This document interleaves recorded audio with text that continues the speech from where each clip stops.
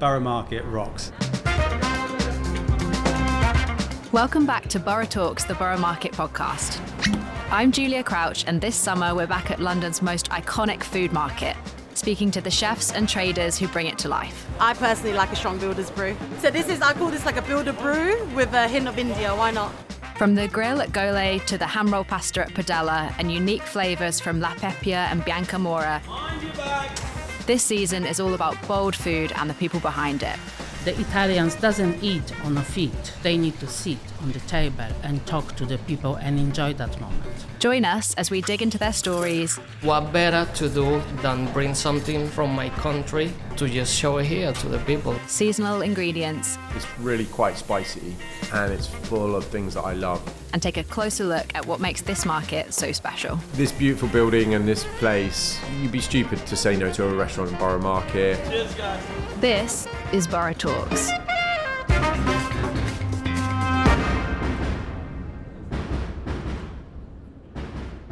Ewa Weremij, welcome to the podcast. So you are the founder of Bianca Mora, which specialises in products from Emilia-Romagna. Why did you set up the stall? Well, I was living in Italy for 15 years, and in the end of the days in Italy, around 2 years before I depart from coming over here, I was selling organic products and some of the slow food products, but like a wholesaler, I was working for the company. And then I was passionate about that quality of the products without preservatives, making in the certain regulations. And then I come visit Borough Market with one of the chefs from Italy for the food travels. When I saw the Borough Market, I said, shall I bring the Italian stuff over here, which is not commercial stuff, which you couldn't find in the supermarket, basically what the Italian eat, usual at home. I did the application and... So where did you live in Italy? I was living in the Food Valley, Modena. So then we have everything in Emilia-Romagna. We have a parmesan, parmigiano, a lot of the pecorinos and balsamic vinegar. That's why the Emilia-Romagna is called Food Valley. Yeah. I mean, it's such a hub for like some of the very best of Italian food, some of the most kind of famous products from there. Did you fall in love with these kind of products in the cuisine as soon as you went to Italy? Yeah, of course. Well, first time when I went to Italy, I was living in Rome for 3 years. Then I moved to north of Italy and I was working with the old people. I was very happy to help them. And then I understand the story of the food, which they pass from the mother to the daughter. Because before the Christmas, I remember there is very old restaurant in Modena called Fini. And some of the private people go to do the tortellini down there. So for the Christmas, they do the tortellini by hand, even in the restaurant. There is no machines. There is a people doing this. Yeah. And it takes them a long time to kind of craft them all. Yeah. So you kind of really respected the food of Emilia-Romagna and wanted to bring it to London. Exactly. I don't want to blame the supermarkets or whatever because they actually have some of the quality food. I was passionate about the small producers. They try to do it without preservatives. They respect the animals. They don't push the cow to do 70 liters milk a day. They just leave it them and they do 20, 30 liters. That's fine because that's what they used to be time ago. Yeah, these traditional recipes and traditional methods of making things. And then taste differently. Yeah, does that really come across in the quality of the Yes. of the products, do you think? And that's not so much represented in, the major supermarkets. Yeah, but the customers I changed. So most of the people doesn't have a time to cook anymore. So they prefer to buy the mono-portion ready food to put in the microwave. But in Italy, it's not like this. In Italy, you have a break 2 hours for your lunch every day. So the Italians doesn't eat on a feet or doesn't eat on walking on the street. Yeah. They doesn't have a piece of the pizza walking on the street and eat them. They need to sit on the table and talk to the people and enjoy that moment. Because it's important for your well-being, they respect their lunchtime.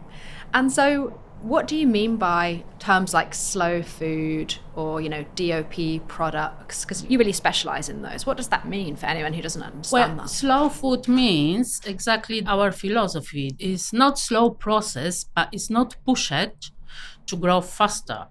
You don't can use some of the preservatives. You don't can use fertilize. You need to do on the old way. Some of the products, but slow food it's actually for the kind of the veggies as well.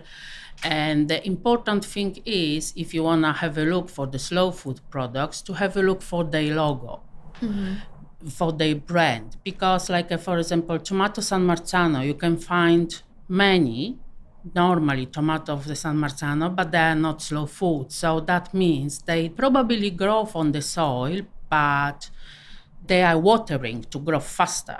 So they doesn't have that taste which the earth gives you. Yeah. And tell me about the name of your stall. Why is it called Bianca Mora?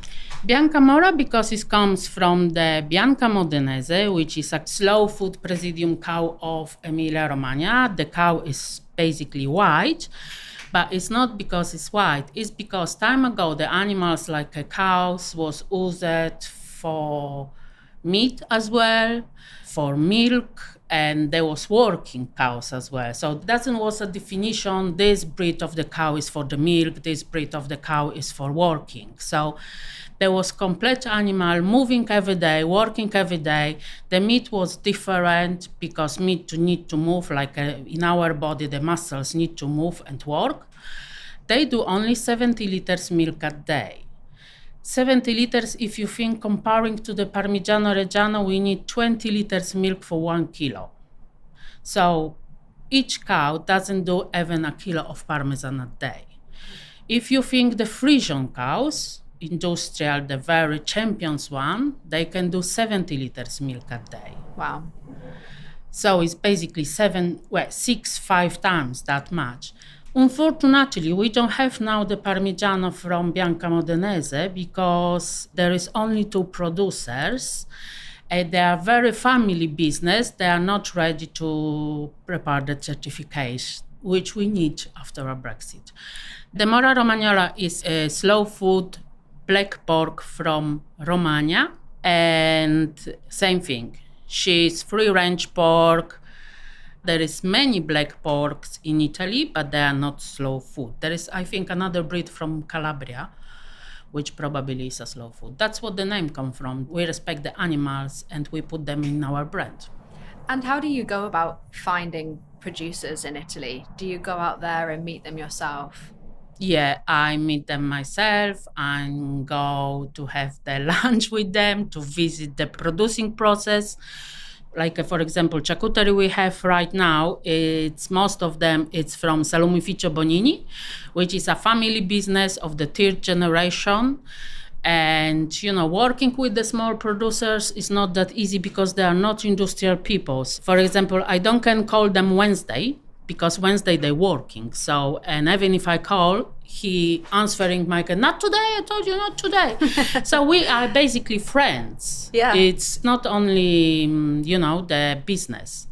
The another thing is working with the small producers, you can do small arrangement to your products because it's a small production that doesn't have the big machinery. They doesn't need to do 5,000 salami, and we can add little bit more pepper if we think so in our batch. I need to send them program early in the year, how many I will take in the months, because some of them is doing only for us, and Wow. they doesn't like a Strogano di Parma, spicy one or garlic one.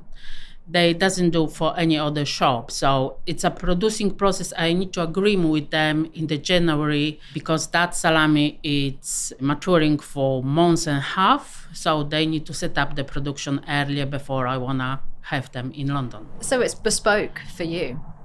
It's tailored for you. Some of the products, yeah. That's we really did nice. little bit adjustment because the English palate, how I can say taste, is not similar. Is A bit different. little bit, yeah. In what way? Probably because you eat a lot of the spicy food. Italians prefer pure things. Like a meat, you don't need to put a lot of the spices because you wanna taste the meat actually, and not spices. So if you have, I don't know, spicy salami, it's just spicy, so it doesn't taste the meat. So Italian go saying if you put a lot of the spices, that means meat wasn't so good. I see. So I think sometimes Italians, they don't want to overcomplicate the dish, whereas Brits maybe like to throw on lots of flavors. Yeah, because it's a easy things. If you think piece of the cheese, piece of the salami, some glass of wine, olives, and you can have a snacking, for the, how we say? Aperitivo, there we go. Sorry. Yeah, no, it's the perfect aperitivo. And so when you were first starting out, what products did you begin with? What did you have on your stall? Well, when we start, we has Bianca Mora Parmigiano, and we has the charcuterie from Mora Romagnola. And we start with some the balsamics as well later on. Now we have olive oil, different range of the cheese. We're growing a little bit. We was starting in the Jubilee market time ago, which was actually now it's a kitchen, Borough kitchen place. So we were starting under umbrella down there. So it's evolved quite a bit. You now have a bigger range of products, different things. Because the customers have changed and because they request us and because, we wasn't sure about that business. So we start with the 2-3 products, but going ahead, we like to propose more quality products to the people. Do you think that people are a bit more curious now about where their food comes from or the specifics of parmesan, or you don't think so? Not so much like a time ago. That's interesting. Now the life is very fast, so internet say a lot. There is small percentage of the people they are curious about. Many of them know the things from the internet and social media, which is not always true. But do you still get a big demand for certain products? Yeah, we do, yeah.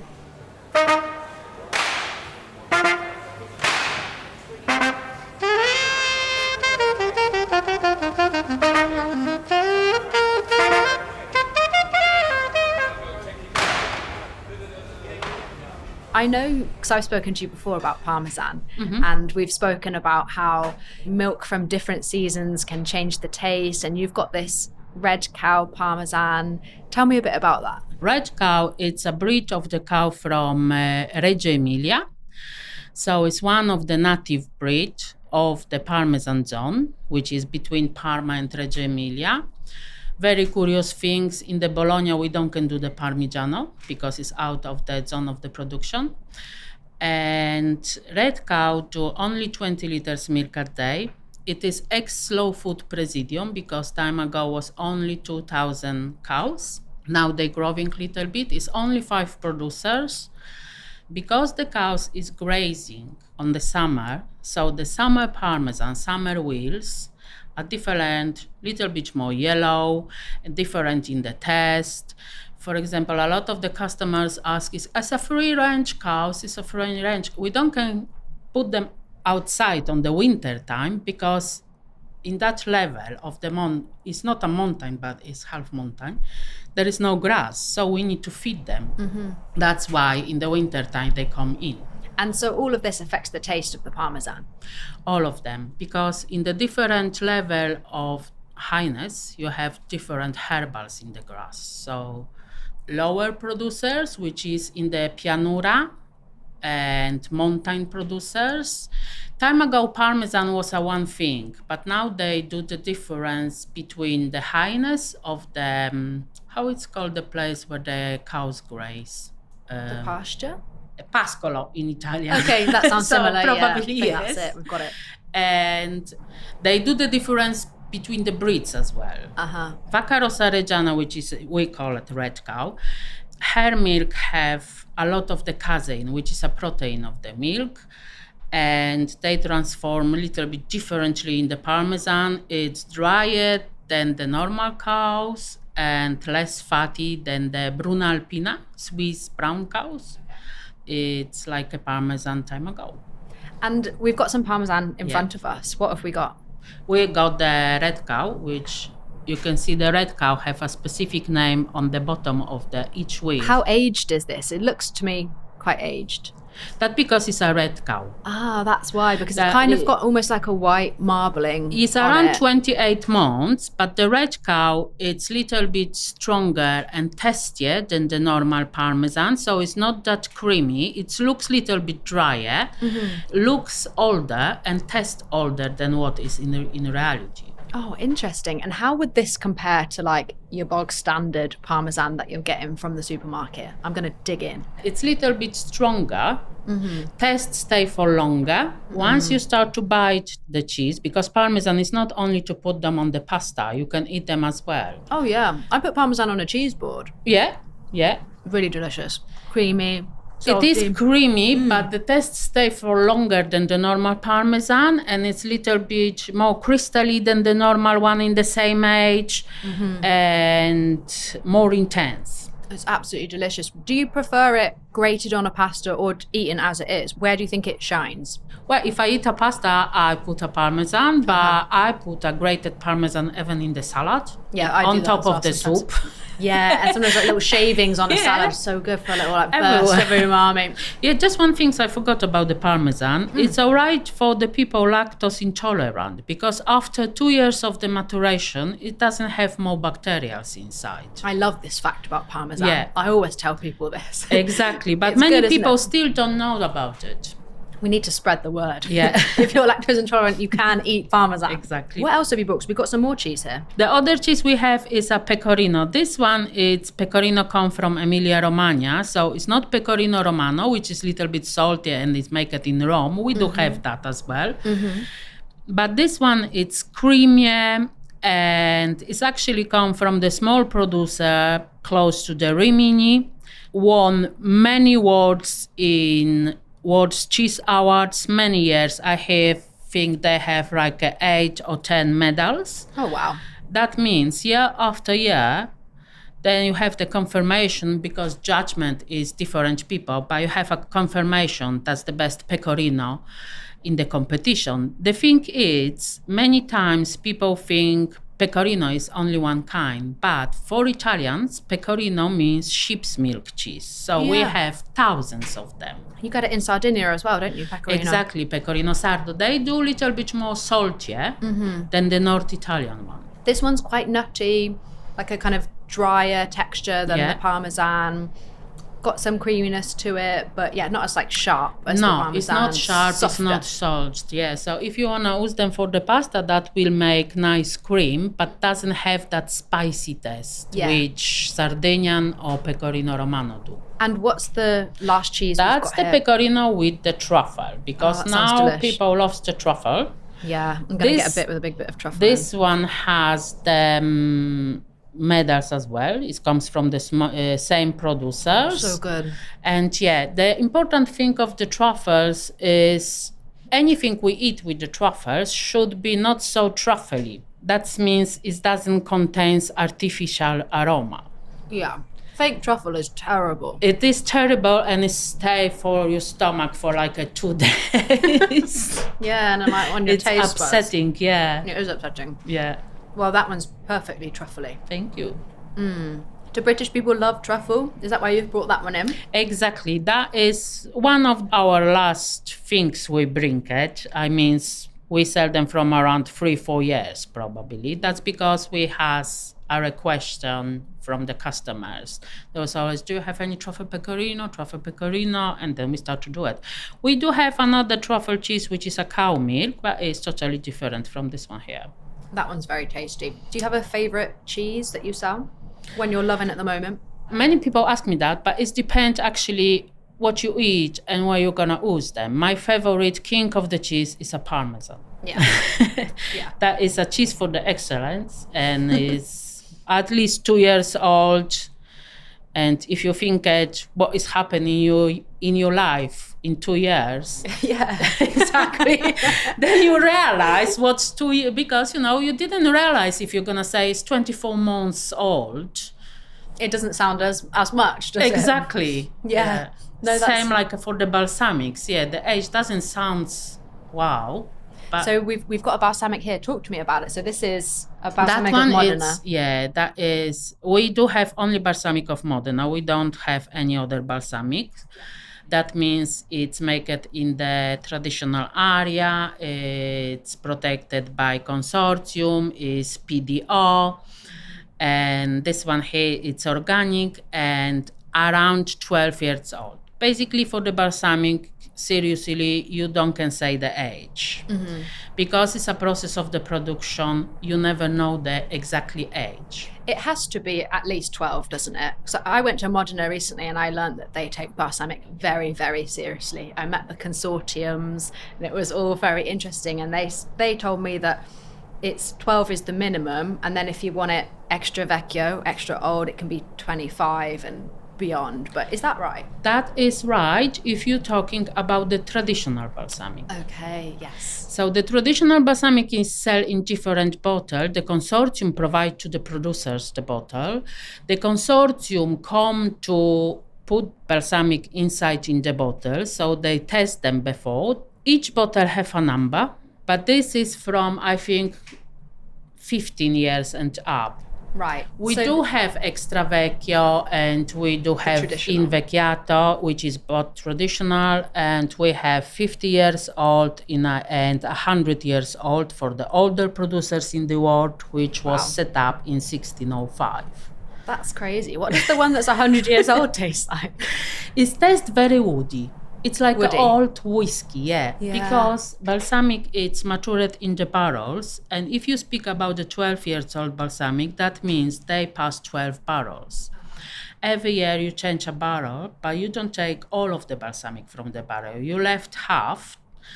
That's why you never can say it's 12 years, because that half is mixed with the balsamic, which was the year before, and year before, and year before. But all of the different woods of the barrels impart a different flavour onto the balsamic. Exactly. And each producer can mix the barrels as they want. So, for example, if you want to do, as you producer, you do first cherry and after oak, and I do first oak and after cherry, mine will be a little bit sweeter. Mm-hmm. It's such a complex process, isn't it? And it's funny that it's such an old tradition. Tell me about this one. Should we try this one? Yeah. Oh, if should you we put it on give some me cheese? A finger feast, you're gonna try the pure taste, and then you can try how that tastes on the cheese you tried before. It's so not good. only sweet; it's a very balanced thing. I think it's quite a balance when you've got some acid there in it as well. It's not just sweet. The very sweet is not good. You can pick up the parmesan, and now you can see how that change a taste. Because if you bite them together, you doesn't taste the parmesan, you doesn't taste the balsamic, but you taste something new. The combination of those two things is insane. It's so good. It's amazing. The balsamic you can use actually for the burrata, bresaola. If you do bresaola with the rocket and some slice of the parmigiano, you can add on the top, spread them a little bit. Do you use it in a salad? Not this one, little bit younger, which is little bit more acid. So you use a bit of a younger balsamic on a salad. How old is this one? Remind me. This one is around 12 years, yeah. 12 years, so you want a bit of a younger, we do fresher, have the 6 years old. acid. Yeah, it's a little bit more acid, yeah. Okay. That for us is a little bit too sweet for the salad. Maybe too overwhelming. It's better kind of as a condiment, isn't it, on cheese? Exactly. Or if you do the salad with the cheese, like feta, which is salty, you can add some drop of this one as well. Anything where you get that contrast of the sweetness and the really salty umami, it's always pleasing. Oriental people like that taste. I think salty and sweet together. Everyone loves it now as well. Yeah. It didn't really used to be a thing in the UK, and now we absolutely go wild for it. So you've brought some charcuterie as well. What's this? Yeah, that's the salami. It's called salami nostrano. You can take out the skin. It's come from the mountain of Reggio Emilia. It's from the Salumificio Bonini, the guy I was talking about him before. The thing is, as you can see, salami is not sliced on the very thin slices. Mm-hmm. Because it's not so salty. That means doesn't have a lot of the preservatives in, and you can eat them on the big slice. because the salt doesn't prevalent of the taste of the meat. Yeah, you're totally right. It doesn't overwhelm it. I feel like I can really taste the meat. Exactly. It feels quite soft, like not too chewy. This one nice is- bits of fat in there. Exactly. The fat is in the big pieces. Yeah. But the people complain about it because, Do they? well, usually the modern people doesn't want to see the fat. Fat is but flavour. the good fat, it's much better than the wrong butter for Yeah. your body. Oh yeah, no, fat it's got a bad name for itself. Exactly. It's not bad for you. And if you think that is called salame nostrano, in Italian means our one, from our home. Because time ago, Italians was doing the salami at home, and they just have, if someone come to your home to visiting, they just have a piece of the salami, glass of the wine, and they was chatting about the things or do the businesses. The important thing is over here you can test a meat and not a preservative. So It tastes very pure. I think Yeah. a lot of the commercial salami you get is not good. it's different. Yeah, that's a diplomatic way of putting it. What do you think is the most popular product at your store at the moment? We was born with the parmesan, and Yeah. we push a parmesan, and parmesan is our main products. But the charcuterie going very well. This salami, for example, is gluten-free. Most of our charcuterie is gluten-free. The people, how is gluten-free? How salami could be gluten-free? Well, how the sausage is not a gluten-free. Yeah. Because they have a flour in to make them better, to doesn't leave the holes of the air inside. So flour help to Like kind of bind everything. exactly and make them faster. But unfortunately, good food need a time. Yeah, that's your whole philosophy, isn't it? I love it. We need to wait for. And talking of time, you've been in the market now for 15 years. Yes. That's absolutely ages. Have you seen things change a lot over that time? About the customers, they change a little bit, yes. As I said before, now the life is very fast. We need to take a time for chat with the friends, not only in the pub, but probably on the good food tables as well. Yeah. And what do you want to do now? Where do you want to take your business? Well, we will be doing the same thing we do, even if financially it's very difficult because we have many different products around which is much cheaper. Yeah.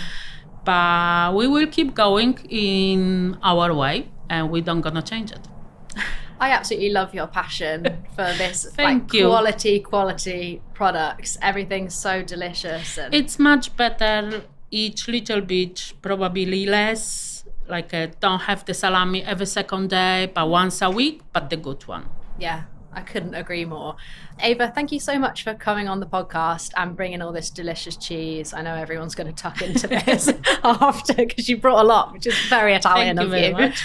Thank Yeah, you. very Italian style. Yeah. All I have. Thank you so much. Thank you. It was a real pleasure hearing from Eva about the rich food culture of Emilia-Romagna and the care that goes into sourcing Bianca Mora's exceptional Italian cheeses and cured meats.